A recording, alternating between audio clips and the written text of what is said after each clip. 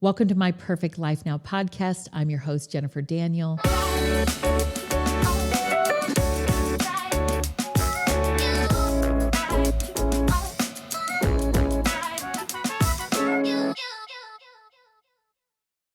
We were so honored to have Dr. Whitney Wright, Amazon bestselling author of this wonderful book, Men Under Pressure, A Man's Guide to Reclaiming Mental Health. Dr. Whitney Wright is not only this amazing author, but he is the founding orthodontist and former chief clinical officer of Risas Dental and Braces, a company recognized for its innovative approach to patient care and community impact. After overcoming his own struggles with anxiety, depression, post-traumatic stress disorder, other things like codependency and ADHD, after getting help, he wrote this amazing roadmap as a guide to help others, men suffering in silence, find themselves. He is a passionate advocate for everybody. He helped me in my crisis in my life, and he knows how to break down some of the stigmas attached to mental health, especially empowering men and helping them to prioritize their mental health. Whitney and his lovely wife, Margaret, live here in Arizona with their 3 children. This interview really does impact not just men, but women. As a woman who is a people pleaser and has worked very hard to be driven and successful and kind of bury some of the shame in my own life and some of the trauma in my life, I turned these pages and was halfway through the book within 24 hours. It's not something that I can say very frequently when I sit down to read a book, especially a book instead of listening to it on Audible. But the wonderful gift of this book is that you can walk along. He has an app, and you can literally fill out different prompts and experiences and feelings that you're feeling as you learn to surrender as a man or a woman to the things that are keeping you from having freedom and being free of the distractions of this world, of stereotypes, of pressures that you put on yourself, maybe from things that you have never been able to discover, and really reclaiming that inner child and finding joy in your life again. So I hope that you will enjoy this interview. We will have all of the links in the description below for Men Under Pressure. You can be found at Barnes & Noble, Amazon, and soon to be on Audible. So check it out. Get this book for your loved ones, for the people that you love in your life, and for yourself, because it is necessary and important for our day. And I know that it'll bring you the joy that you need to find in your own life and to help you to recapture that inner child in yourself, hope, healing, and a healthy future. We are honored to have our very first guest, Dr. Whitney Wright. Welcome. Thank you. Glad to have you. Thank you, Jennifer. Could not be more excited to be here, to be honest. So it's an honor. Thank you for having me. Yeah, the last time that I saw you was not the point I'm bringing up. The last time I saw you was in May of 2018 before your birthday party / book launch. Yes. And what I found so fascinating as I'm reading this book is you were advocating for me right in the middle of your big life crisis. And I would have never known what you were holding down at that time. Like, you're in the trenches. Yeah. And, you know, I mean, my life would have completely taken a different path. And what you did is just ask a really just brilliant question. Where do you see yourself in 10 years? And I'm thinking to myself, well, that very clearly made the decision very quick for me that it's black and white. I don't need to go that way. This is the way I need to go. And it's led me here. And I'm so grateful to be on this journey and to have this kind of come full circle, because you have reclaimed your mental health and created a roadmap for men just like you. And quite frankly, turning the pages within seconds, it was my story as well. I recognize so much of my childhood trauma and things that I've been through in my life. So anyway, what, led you to write Men Under Pressure? Oh, well, first off, I can't tell you how grateful I am that the conversations that we had made a difference in your life, that the insights that I was able to provide in this, just the small things. You were already well on your way, but just the small nudges that helped you make decisions that brought you to where you are now, which is happy and healthy and just so full of light. You know, that to me means the world. And yeah, I was tore up from the floor up when you and I were meeting, but I would have never known. I know. That's just it. And that's okay. You asked, why did I write this book? It's because there are millions of men just like me who are struggling and suffering in silence. And they feel like they're not allowed to talk about this because if they do, their life will come crumbling down.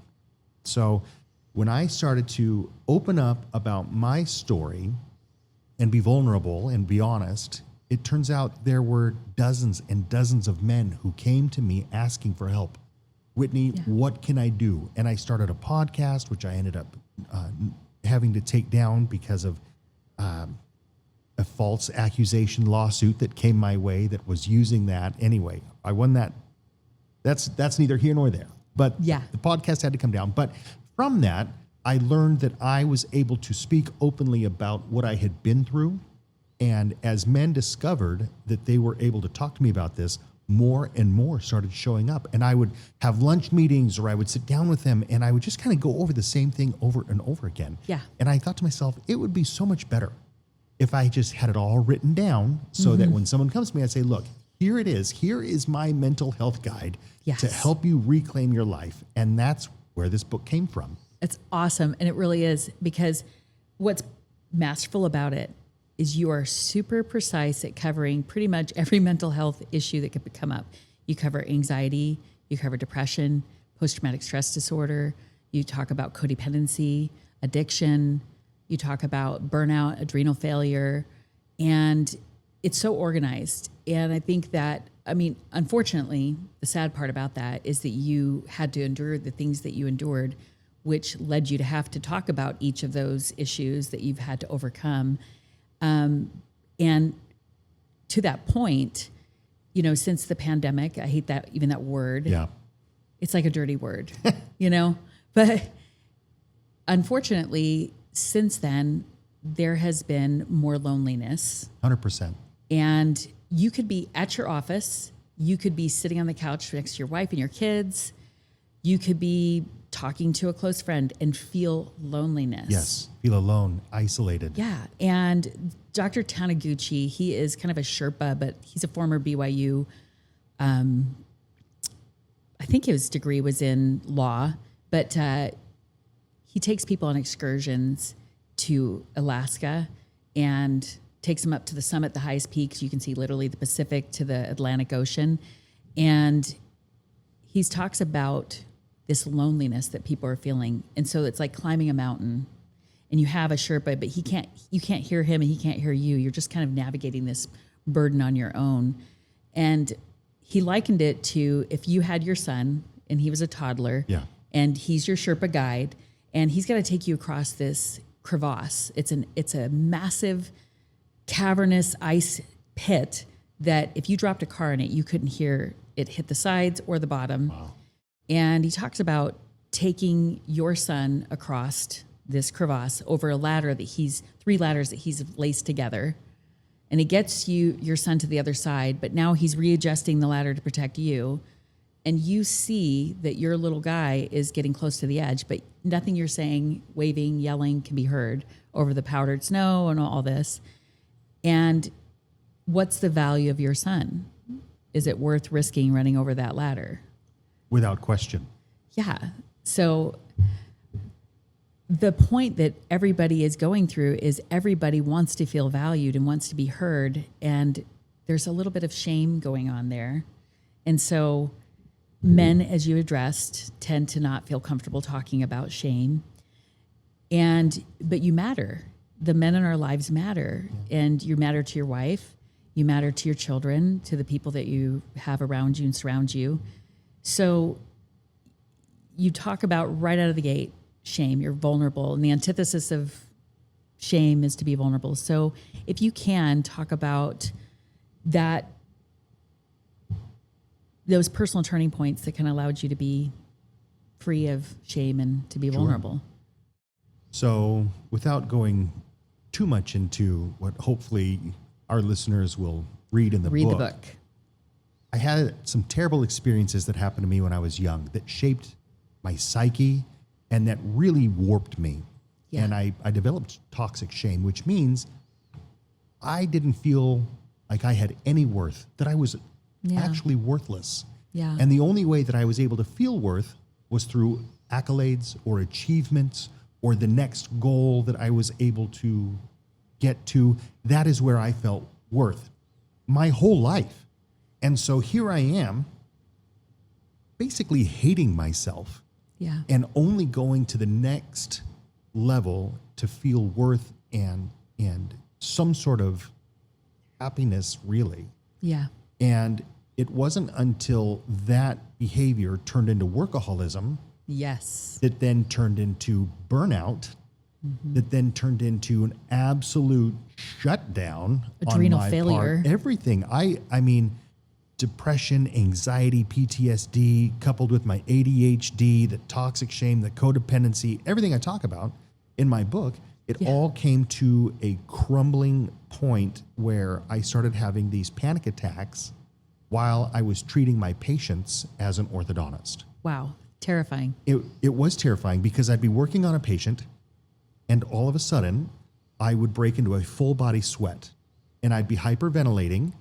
And I knew that I had 30 seconds from when I broke into a full body sweat to where I would be on the ground crying, vomiting uncontrollably. Yeah. That's what a panic attack is. So essentially, when you have so much anxiety and fear and pressure built up inside of you, your body has to have some sort of release mechanism. Yes. And the way that my body chose to do it was through a panic attack, which is fortunate because there are other people who suffer heart attacks from this type of experience. So mine was a panic attack. And once my body learned that if I'm feeling too much pressure, then it just pulls that panic attack lever and I can't do anything about it. Yeah, it's going down. It is going down. And you went down. I did go down. It got to the point where I was unable to do orthodontics, even on my own children, without having a panic attack. Unreal. It was unreal. And I had to retire after 5 years of practicing. My whole life I wanted to become an orthodontist since I was 12. And once those panic attacks started, they wouldn't stop. Yeah. And I had to retire. And that must have been a rough decision for you to make. the hardest decision, because dealing with ADHD and trying to become one of the top doctors and dentists in my class to then become an orthodontist was a grueling achievement. Absolutely. And to lose all of that after 5 years of graduation, devastating. And the other thing too is you're the forefront. You're launching and opening up 300 different dental offices, and your heart is all in on it. Yeah. So you have investment of the 7,000 people that kind of like come to you, and you're walking away from these people you love. Yes. You're a service-oriented person. You serve in every capacity you can. That kind of lends to the same thing about the people-pleasing, but it's really because your heart is so big. Yeah. And a lot of people don't realize, too, that because of the trauma, because of the pain, because of things that happen to you, it does make you extremely empathetic. Yes. And very acute to all of the what's the best word? The nonverbal cues. Yes. You're picking up on everything. Everything. Because you have to protect yourself. Yeah. And a lot of studies have been shown that women, just because they have through centuries had to protect themselves, that's something that they have, that skill of nonverbal cues. But men too, who've dealt with trauma, have all these nonverbal cues they're picking up on, and then you're holding it all down, you're keeping it together. And there are men out there that are just like you. And what was beautiful about your book is you laced together so many stories of men that were just like you, that were in that pit, hiding it, stuffing it down, trying to climb the corporate ladder, trying to take care of their family and take care of all the responsibilities. And they had that breakthrough, and it gives hope to people that are struggling just like you. And what I noticed, the biggest thing about the book is the vulnerability that you talked about is that you don't have to be ashamed, and that when you tell your story, what happens? You become free of the shame. You become free of the pain and the fear that you have been carrying for years. Yeah. And it's unbelievable. Yeah. And one of the biggest turning points in my journey in regards to men's mental health is I was giving a lecture to, I don't know, maybe 100 dentists and orthodontists. Incredible. I was asked to come and speak and talk about mental health. And at the end of that lecture, I gave a 10-question quiz, and it was anonymous. They could input the information on their phone, and it would come up on the screen. And the quiz was, do you have depression, essentially? And I have that exact same quiz in the back of my book. I love it. Along with other quizzes for anxiety, everything. But anyway, so all of these dentists are inputting their information, and by the time I am finished giving this quiz, over 65% of the room was in severe depression and didn't know it. Yeah. They had no idea. It's devastating. It is devastating and shocking that they're living their lives under this cloud of just nothingness, just oppression and gray. And they're successful professionals. Yes, and they just think to themselves, this is normal. You know, But- that is incredible you said that, because there's actually a study that the American Journal of Men's Health put out that 60% of men report having 100% isolation, emotional exhaustion, Yeah. and no mental well-being, Yeah. but only 25% are seeking help. Yes. So it's ironic that you would do that, and it totally shows that this is matching what all the studies are showing. And the point about this whole thing is why we're doing this is that there is a guide, there's a roadmap here. And I feel like sometimes people, if they can see somebody like you, that there's a way out, Yeah. and then they can see that there are other men, there's just incredible stories throughout that gives them the hope and the journey that is moving forward. There is hope. Yeah. It does get better. It 100% It does does. get better. And what I wanted to do in my book was lay out kind of a crawl, walk, run Yes. type of pathway to where if you are just kind of feeling it or really feeling it or absolutely feeling it, here's some tools. Here's some ways that you can escape that and feel better. Yeah. And that this is also available on an app as well. Yeah, so this is on Kindle, the ebook. You can read it on Kindle. You can read it on from iTunes, Apple Books, anywhere that books are sold. You can find this. And I've just submitted the audio files for Audible, and so I narrated my own book. I saw it. I'm glad that you did your own Audible. Yes, That you did your own voice. And it should be available in the next 2, 3, 4 weeks, depending on how long it takes them to upload it and to approve it. But yeah, it's available in every format possible. I'm going to put all that in the description below the video. But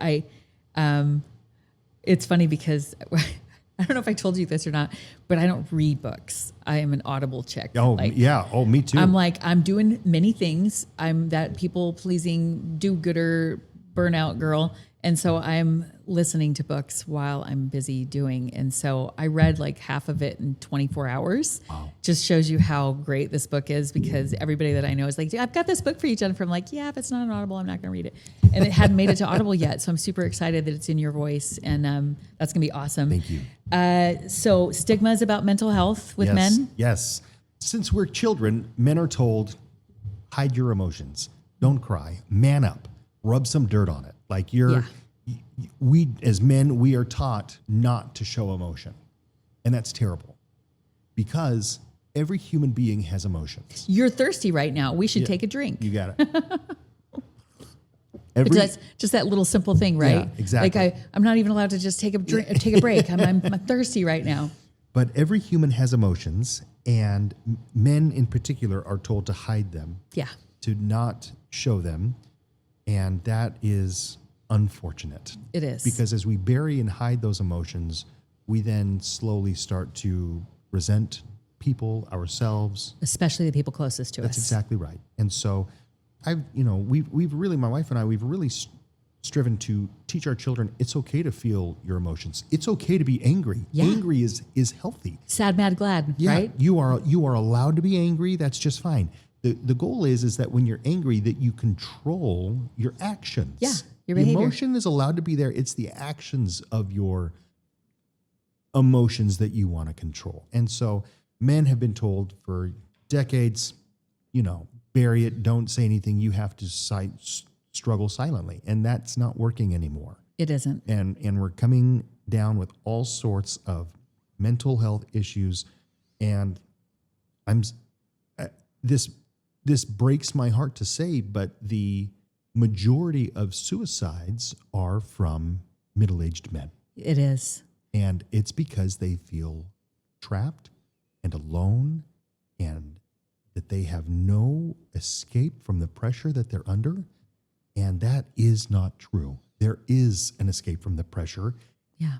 We need pressure, but we need it in a healthy way. And that's what my book goes all into detail about. Yeah. And you get into that with putting yourself under the load of just working out and applying pressure, right? It builds a muscle. Yeah. So there's this sweet spot. How do we build something, strengthen it, and not completely destroy it as we do it, right? And thankfully you worked with a personal trainer, and I've, ran my fitness company for 16 years. And the whole focus was, how do I protect them so that they can do this? And that roadmap that you've provided, it's going to make sure that you're not running too fast. You're crawling when you need to, and tackling the things that are most pressing and involving your loved ones if you need to have that, and going into, kind of that breaking point for you. You had that moment where you had to pretty much kind of say, okay, I need some advice for my pressure moment after some of those. Yeah. So my psychiatrist said to me, this was after years of panic attacks. Then I had a big, massive one. She said, Whitney, right now it's panic attacks. Pretty soon it's going to be heart attacks. Yeah. You need to heal or you will die. It was just that clear cut. And she said, I will no longer see you unless you check yourself into a 30-day facility to get better. And that rocked my world. Like, how in the world am I supposed to drop everything for 30 days, leave my family, leave everything to work on myself? And she said, that's the only way I'm going to keep seeing you. And so I talked to my wife, and we decided this was what needed to happen. So I checked myself into a facility in Tucson for 30 days. Hardest thing I've ever done, but it worked. It helped me get back on track. And now I'm able to talk about these things in my life that were so difficult without shame, because to me, they're just parts of my life that I'm able to discuss at this point in time. They're no longer scary. They're no longer no dirty secret. I don't have any dirty secrets anymore. Yeah. And that's pretty liberating. Yeah. Freedom. Yeah.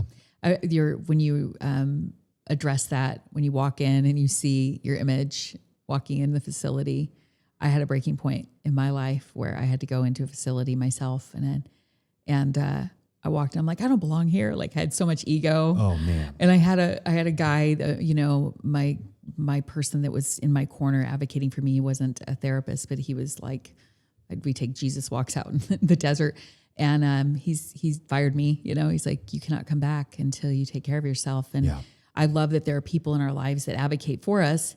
And it does require taking a big old slice of humble pie or the whole pie to get you there, I think the beauty of it is that we all know it's within us. It's kind of like running, you're running towards, like, it's like looking at a ground full of rocks, and you're like, okay, this rock isn't it, this rock, and you're searching.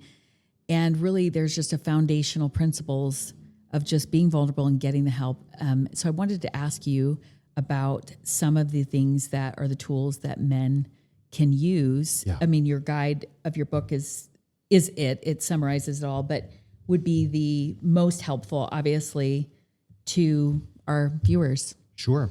So the way the book is laid out is, in part one, it talks about things that you can do as a man on your own to start improving your own mental health and to increase your self-care, which oftentimes we feel we have to sacrifice everything in order to please or take care of those whom we love. Yeah. I have a quote in the book that I love. It's one of my favorites, and it says, you don't have to set yourself on fire to keep others warm.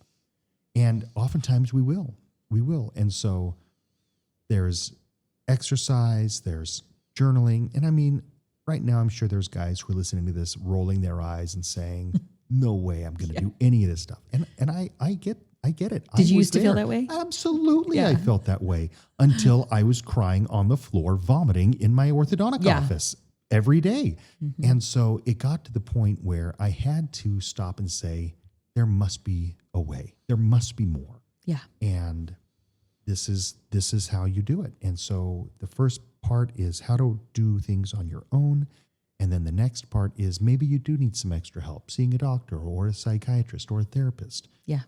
Or checking yourself in. Checking yourself in if you really need to. And all of these things are okay. Yeah. It's okay to be taking care of yourself. Self-care isn't selfish. It is not. And, in this analogy gets used quite a bit, but when you're in an airplane and you're traveling with children, they'll tell you in an emergency, put your own oxygen mask on first and then that of your children. Because if you're trying to help your kids and you pass out, now you're in everyone's way, like you're not able to fulfill your role if you go down. And so take care of yourself first. Yeah. And then you can take care of others. But if you neglect yourself, you will go down and you will, unfortunately, let down those who you're trying to protect and take care of. I feel like it's super important you bring that up because 2004 is when I actually launched my life coaching practice. And it was hinged on the book by Eckhart Tolle. Yeah. My Perfect Life Now. We don't have tomorrow. We don't have yesterday. All we have is right now, and letting go of the ego and really examining ourselves. And I feel like that's one of the biggest problems for men and women is the ego. And when I did this, we would fill out. So I'm saying this to the men who are thinking this isn't going to be something I can do, these things. Yeah. The men that came to me in my coaching practice back then, primarily I had male clients that had come for this type of subject, right? They're having health scares and things like that. And so we had a wheel, and it was like a pie, and there's sections, health and wellness, your home life, your life purpose, your career, your income, whatever, romance. And they would rate it on a 0 to 10, and they'd fill it out and they'd mark it on there. And it's like too much to look at the whole pie and go, I have to work on all 10 of these areas to get my life in order, 8 areas. Yeah. But, there's 2 here, I'm at a 4 here, and we're trying to get to a 10.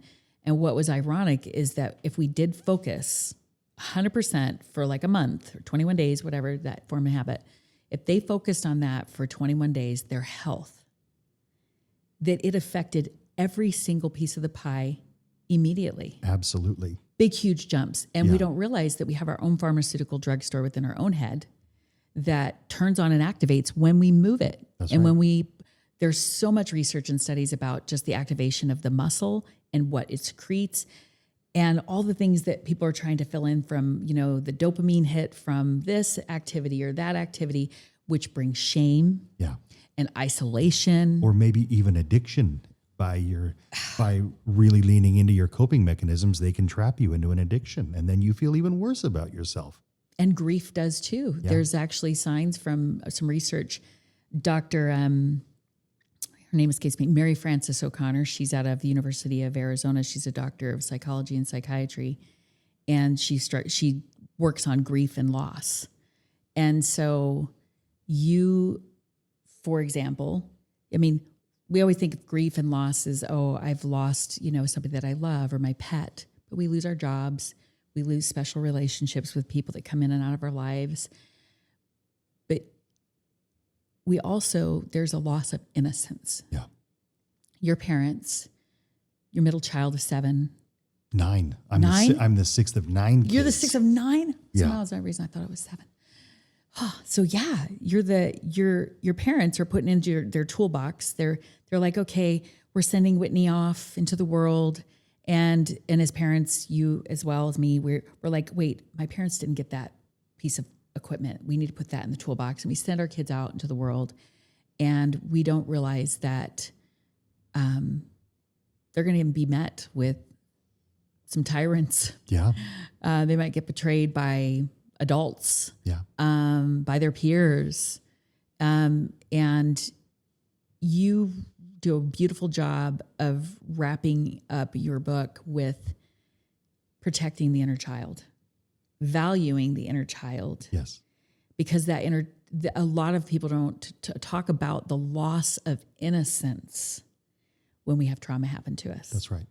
But we're fools to believe that it's not going to happen. So this book is for women too. I wrote it for men because I felt like there wasn't anything for men. You're 100% right. There isn't anything out there for men, so I wrote it for men. But there is a section in there, if you love a man or you're supporting a man under pressure, this is what you can do. And a lot of my readers are female, and they'll come back to me and say, I learned so much about my own self by reading this book. This isn't just for men, this is for everybody. And Absolutely. that's so wonderful to hear, because ultimately, all I want to do is help people to thrive and break free of the vicious cycles that they may be in and have a happier, healthier life. That's the goal. Yeah, you did that for me, and I watched you do it for other people, and that it's just the whole, if you don't have the oxygen mask on yourself first, then you can't help other people. And so I do think it's ironic that you were literally able to help me when you were in the midst of what you were going through. And, tell me about, your lovely wife, Margaret, and how she She's supported delightful. you. So my wife, Margaret, we've been married for over 22 years now. Congratulations. Thank you. And we have 3 wonderful children. And throughout my journey, throughout me discovering what was going on, she was there. And one thing that I have noticed a rising trend in are influencers or people on social media or YouTube or whatever who will warn men to never expose their emotions or their feelings or their weaknesses or their fears to the women in their lives, because it will be used against them, either in some sort of form of manipulation. It'll be brought up in a fight as a weapon, and that women cannot be trusted with men's emotions and feelings. I do not subscribe to that. Neither do I. I believe women as a whole are genuinely interested in the well-being of everyone around them. Are there outliers? Absolutely. And that's okay. They're probably going through their own things that they need to hopefully find and work on. But by sharing with Margaret the struggles that I was going through, I was able to ultimately become free of them. Because when you have shame, when you feel like you have secrets, and they thrive in the darkness, they thrive in the shame, they thrive in all of these things. And when you finally are able to talk about them out loud, they lose their power over you. And Margaret received that information with grace and love and understanding and forgiveness. And I wept. Jennifer, I wept. Yeah.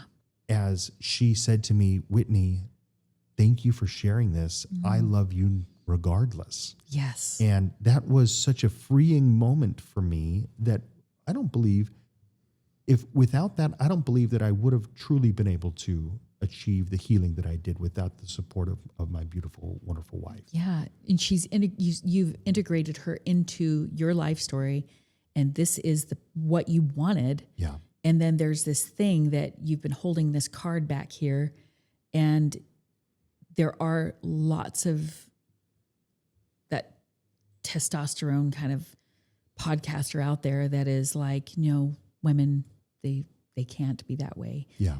I'm proof of that, and in my own search to find my mental well-being and my mental health, having found a spouse that supports me, it is a game changer. Yes. You can come to them with anything. And I think that the more vulnerable that we are, the more that we open up and talk about our deep, dark secrets, the safer the home life becomes, the safer the relationship becomes, because we naturally just become who we really are. Yeah. The beautiful, loving side of us that's no longer carrying shame emerges. 100%. And it brings me to a story that I wanted to bring up with you, because I think it's awesome. When I met my husband, I had all this shame and all these things, 2 failed marriages before, girls that had stood by my two daughters that stood by my side through that and had suffered the consequences of that. And, I fully did all the work and did EMDR and did therapists and did retreats and all the work that you can imagine, the spiritual rooted work. But I still I would if I read even the Holy Writ, I would be flogging myself with the passages from God, hurting myself. And I met the grace of a good man who is but who are you today? And what are you doing today? And who are you? Just you be you. And so that leads me to a story about a time in your life when you were on a service for your church, and you had a leader that you were comedic and you were really fun. And I was wondering if you could share the story about a leader who told you to be you. If you remember recalling what I'm talking about. Absolutely. It was a life-changing moment for me when you said it, because I was in a really dark place, and that story really, really hit hard for me. So I was, when I was 19, I went on a mission, a 2-year mission to Argentina. And while you're on a mission, the guy in charge, he's known as your mission president. Yeah. And prior to going on my mission, I was an improv comedian. I was on stage, I was entertaining, I'd tell jokes. I mean, that was one of the ways that I would feel happiness and love, was by telling jokes and being very humorous. And on my mission, I would be happy and I would tell jokes with the people I was working with and everybody. And sometimes I would even have false teeth in my pocket that I would pop in and out. And the false teeth you're talking about, they're kind of like gnarly. Yeah, big snaggle teeth. Maybe a hillbilly or something. Yeah, exactly. Maybe they were Austin Powers teeth. I can't remember. Yeah. But I remember very succinctly having a meeting with this leader who said to me, you need to stop being who you are, and you need to bottle all of that up and be very serious. And you need to essentially become a robot. And that was devastating for me, because my personality is such that if I'm not able to express myself, then I'm not going to feel good. How old were you at the time? I was 19. Yeah, you're a kid. Yeah, absolutely. Kid out in Argentina. Trying to do my best. Yeah. Trying to do my best. And now I've got this guy telling me that my best is not good, and I need to really change who I am if I'm going to be any good. So that was hard for me for several months. And then there was a change up, and a new mission president came. And the first time he met me, he said to me, Whitney, I can tell that you have a great personality. You have a lot of energy. You're very happy. You're very fun. I want you to uncork that. I want you to really express that and be who you are. Yeah. And it felt like such a huge weight had been lifted off of me, because it was someone telling me it was okay to be me. That I was worthwhile regardless of who I was. And that was a giant turning point in my own development in regards to, not only can I help others through my your big heart jokes or love or empathy, but God loves me regardless of who I am, how I am. No matter what, he loves me, and he wants me to do the best that I can do. So Absolutely. I don't know if I covered ultimately what you were hoping to get. But that was a very crucial and pivotal moment for me as I was growing up. Yeah, that moment was really important for me, because I was losing my identity and I was just lost. And when it's these I think women, as a rule, we do this thing where we're connecting dots to make sure that we're headed in the trajectory of where we want to be headed. Yeah. And it just kind of keeps things, especially for people pleasers like me and high performing, got to make sure everything's awesome. And so I'm looking for those things. And when you said that to me, and then my husband said it to me, and then all of a sudden I kept hearing it everywhere. You be you. Yeah. And just today, when I'm walking out the door to do this interview with you, my husband, you be you. Yeah.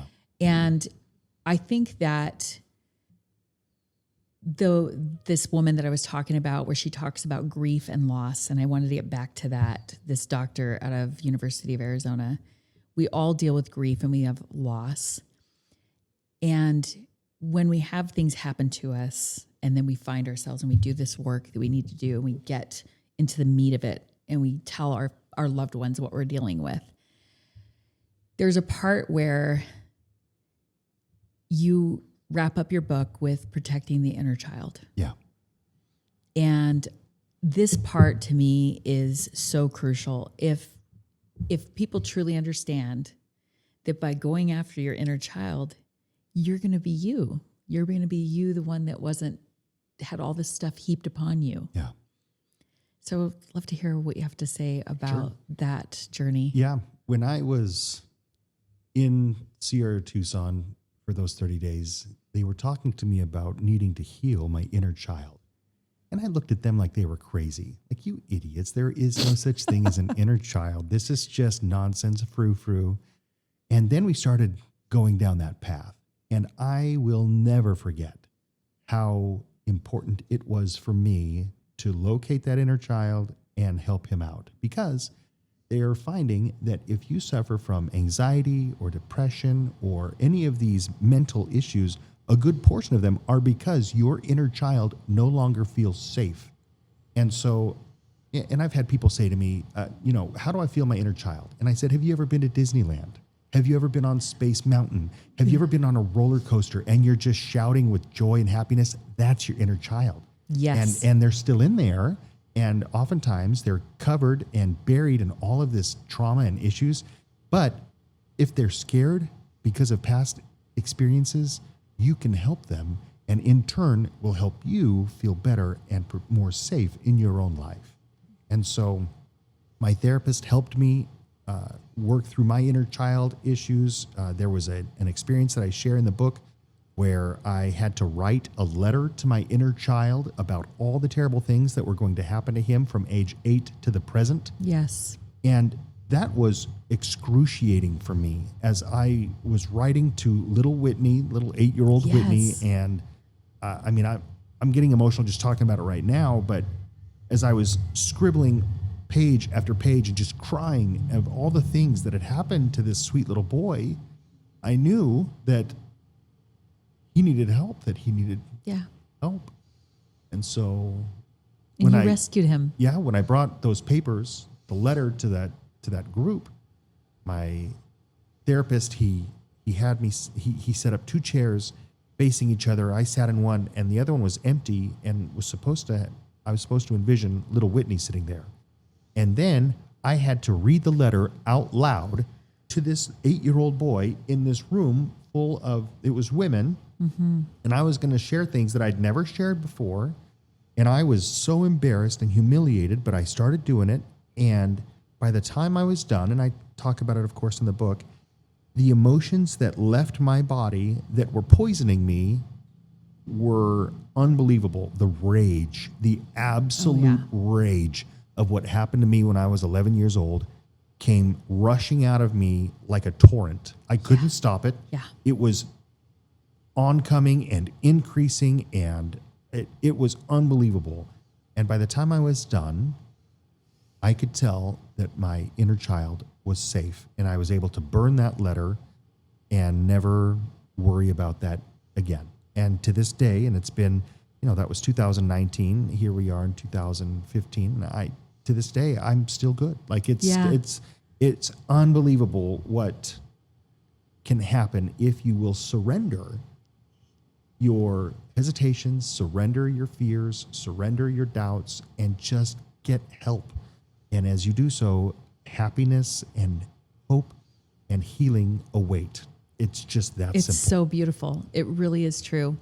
I am so grateful for your example, because I feel that as your voice speaks through the pages of this book, through the way that you interact with everybody that meets you, through our audience that's viewing, there is going to be, I fully, like when I saw you on another podcast and I just had a burning fire in me, like I hadn't even read the book.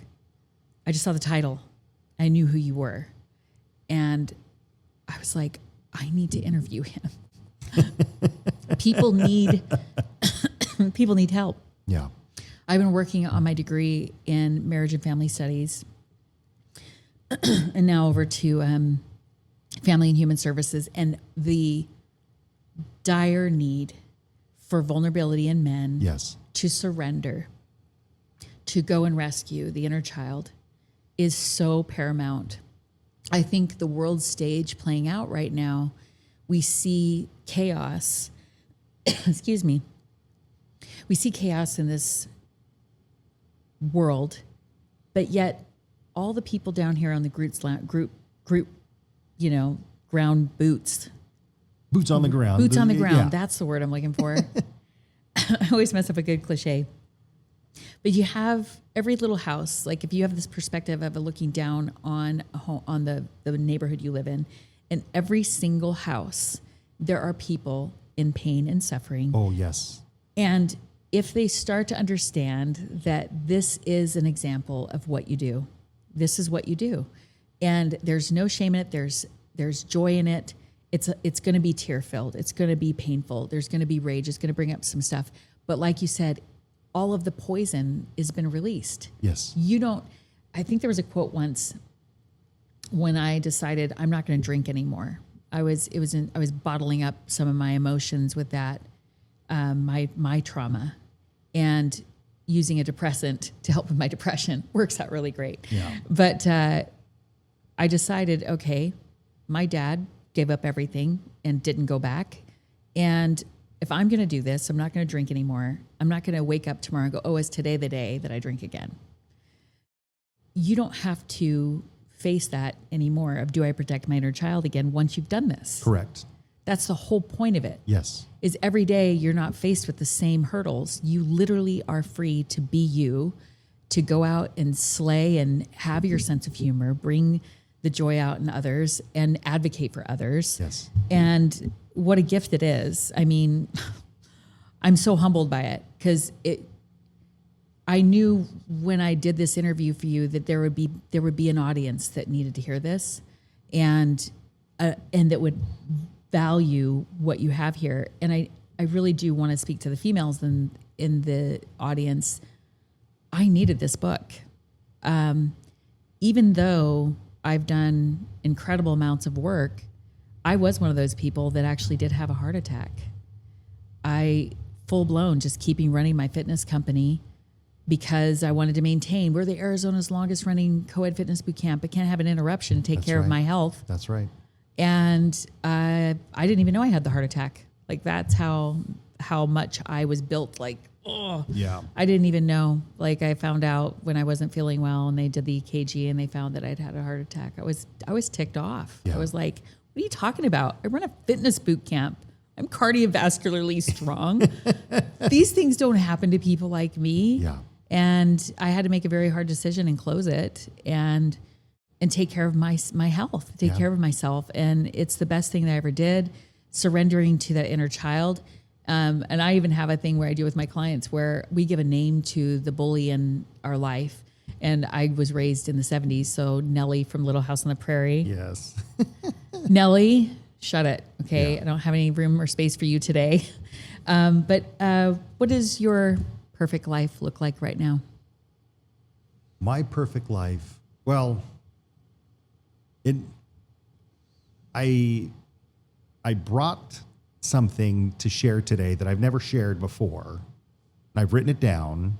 Awesome. You're going to read it? I will. So Fantastic. so I have my mission statement and I have my personal affirmation. Love it. You tell me what you'd like to hear. I'd love to hear all of it. Okay. Well, here's my personal affirmation. Okay. If you're excellent. ready, I'll go for it. I'm all ready. Okay. I am a man who's done the work and it shows. I carry pressure, but I am no longer crushed by it. I show up fully for my wife, my children, and myself. I am present, grounded, and free. My story is helping others, and my voice makes a difference. I live with purpose, lead with integrity, and love without fear. I don't have to hustle for worth. I live from it. This is my life. It's not perfect. It's real, and it's deeply, beautifully mine. That is fantastic. Thank you. So that's my personal affirmation. And here is my mission statement. I exist to break cycles, speak truth, and create safety for myself, for other men, and for my family. Through honesty, storytelling, and hard-won lessons of recovery and resilience, I help men shed their silent struggles and reclaim the strength they forgot they had. I lead with vulnerability, live with intention, and leave a legacy built not on pressure, but freedom, healing, and love. So that's what my perfect life looks like now, is I am free from feeling worthless. I am free from feeling the depression, the anxiety, the fear, everything that was crushing me. And now I feel free to have hope and joy and purpose and love. And it's made all the difference. Yeah, you can see it.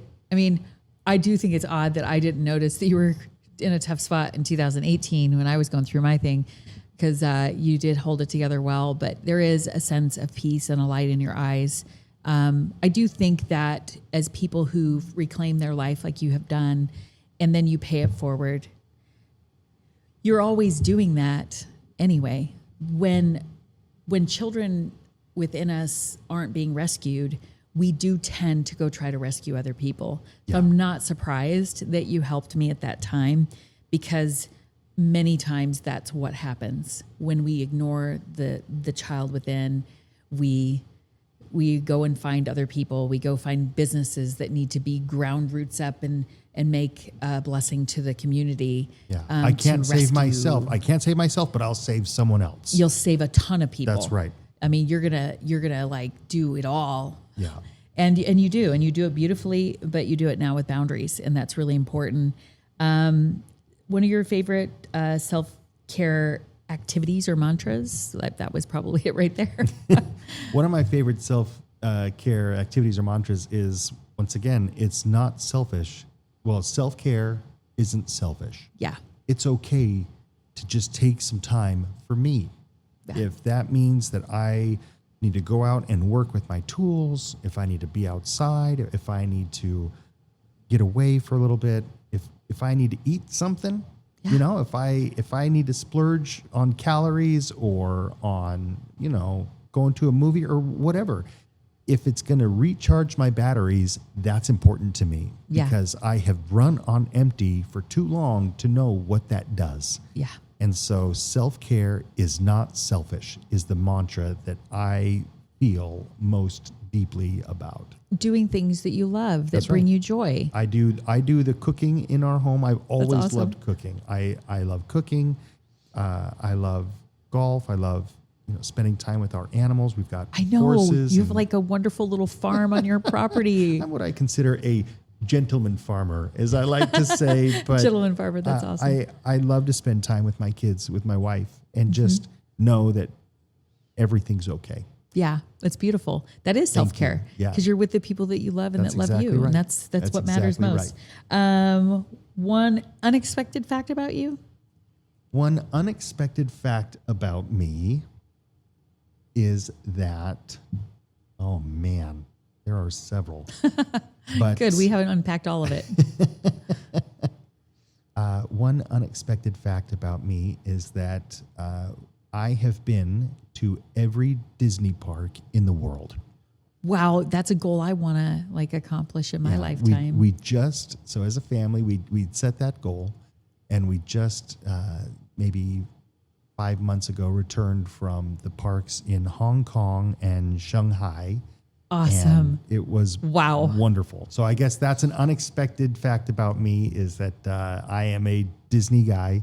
You're keeping your child alive. That's right. That's You're a right. child. And we've been to every Disney park, and now they've announced that there's going to be one in Abu Dhabi eventually. So we're going to have to go to that one too. Oh my gosh, it's super thrilling. Yeah. This is something during the pandemic when everybody's doing rabbit holes and Disney's evil and they've got all these secret agendas. They're trying to destroy our children.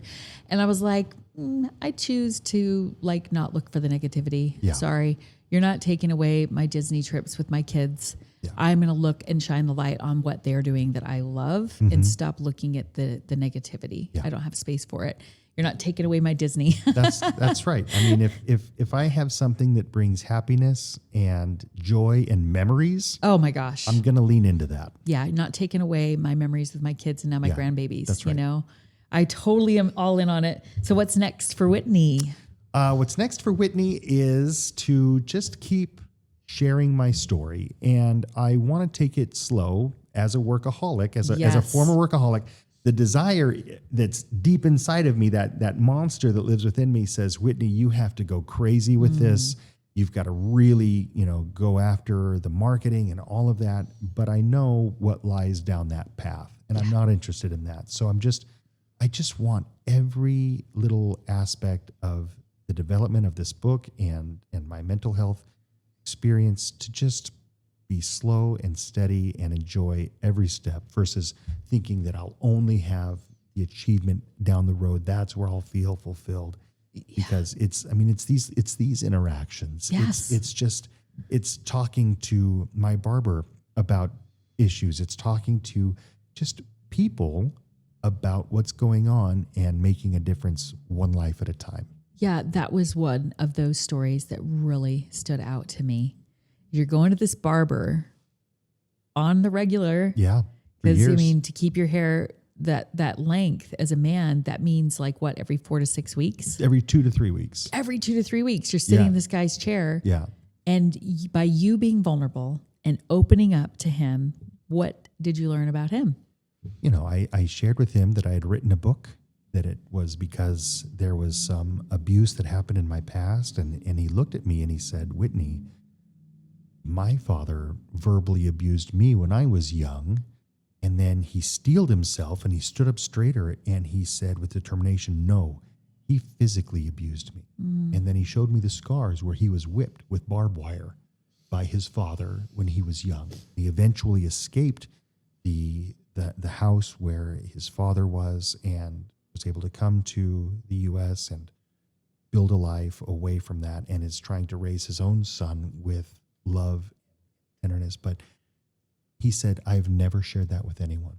Yeah. And here we are in the middle of this busy barbershop, and we're just talking about these things that he's never shared with anyone. Yeah. And because I was willing to be open and honest about what was going on in my life, he has since said to me, Whitney, I feel such a release of this fear and anger that I've been carrying for years and years. Thank you for being open with me so I could do the same. And that is really the whole point of this interview, is you are willing to be vulnerable and come forward, which invites others to do that. And it's such a gift. I know from my own personal experience, as I've been vulnerable in my life, it just opens up a door where people just want to tell you their own pain and their own sorrow. Yeah. And if you're afraid of doing it, you don't have to be, because you're actually helping people to feel safe. I've heard that statement repeatedly in my life. I've never told anybody this, Jennifer. And then they tell me these things that are so heartbreaking, but they're rescuing their inner child. That's right. They're going through the hard work of healing. Yeah. And it's beautiful. Your book is a book of hope. It's a book of healing. It's a book of a healthy future. And I'm so grateful for you for taking the time to share it with us.